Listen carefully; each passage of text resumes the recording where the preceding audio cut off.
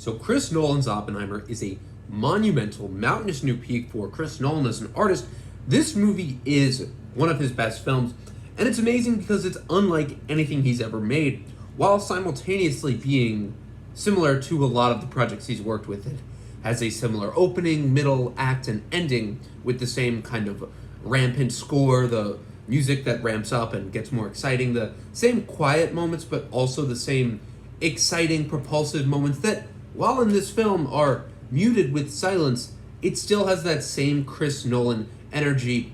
There are boardroom scenes in this movie with the looming suspense that is as dangerous and as exciting as the 747 implosion scene in Tenet. You have Jason Clarke staring down the lens of an IMAX camera, and it's just as threatening as when you see them loading up the plane in Tenet, or when you see them about a dock in Interstellar, or the Joker versus the Dark Knight. It's not that level of, well, here's this iconic scene, I'm going to remember forever. It's more in the context that Chris Nolan is an artist who, for his entire career, has been making original, entertaining films, blockbusters. He's considered similar to Spielberg in a way, where they are both heavily regarded as some of the greatest filmmakers ever. Christopher Nolan has been working for a significant amount of time, about 20 years, but less than Spielberg. Still, he's cemented this reputation because he's made perfect movies, perfectly told stories that are blockbuster in scale, but still have characters that are modern heroes. He's done a Batman film. He's done films on The Prestige, which is a magician story. He's done one serious noir movie, which was Insomnia. He's done Memento, which is his own story.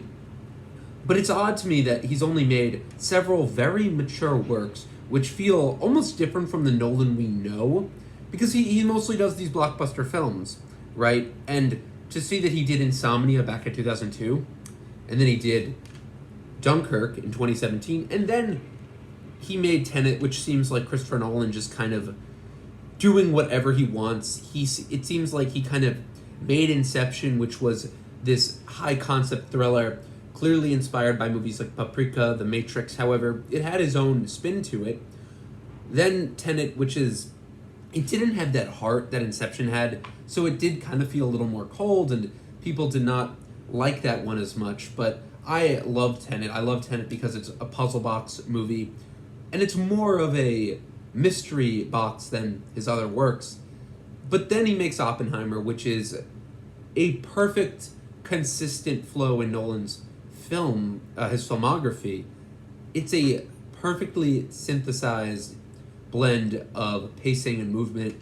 It doesn't yield for a moment. The weight of this movie, the implications of it, the moral values that people have in this movie carry this weight to this movie. It has this mature sense of pacing, and the structure is Byzantine. It's got this very concise editing work, but this is a movie that is much more mature than his other works, and it's one that it comes right with its R rating. It's not asking you to, just come and have a good time and watch this movie. This is a 3-hour blockbuster that's also a historical biopic. This is a very, very rare case. It's like if Oliver Stone's JFK was a blockbuster movie. I mean, I saw this at 10:40.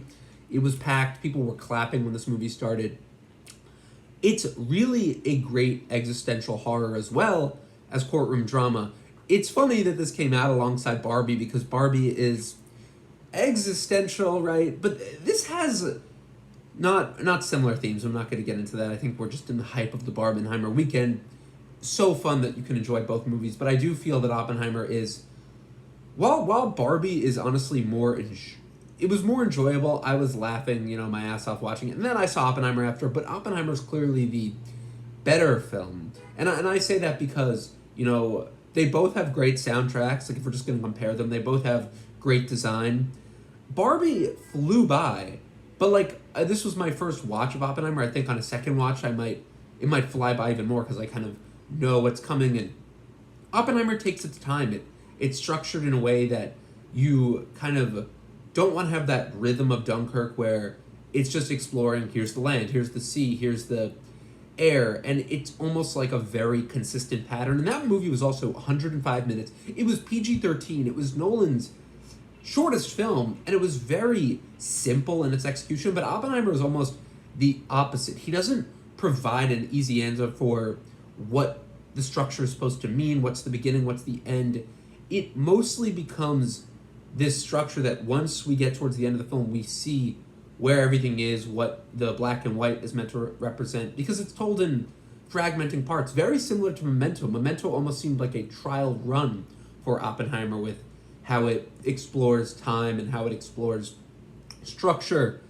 It's also seemed like it was a trial run for Tenet. Both Memento, Tenet, Oppenheimer, they all have similar things, and it's very interesting to me that, as a filmmaker, Nolan has just been consistently growing and just consistently getting better. But here he is, and there are parts where I thought this movie was too fast-paced, like I thought they were just rushing through information, but that is how he manages to convey just important plot points without skimming over a lot of stuff and just like keeping you going, because there's a lot to cover in 2 hours and 54 minutes without credits, and it's almost an impossible task, but Nolan does it, and that's a huge thing. This is an actor's paradise, by the way. I want to just say that every actor on the planet's in this movie, and that's clearly where most of the budget went, like Josh Hartnett, Josh Peck, Robert Downey Jr., Florence Pugh, Rami Malek.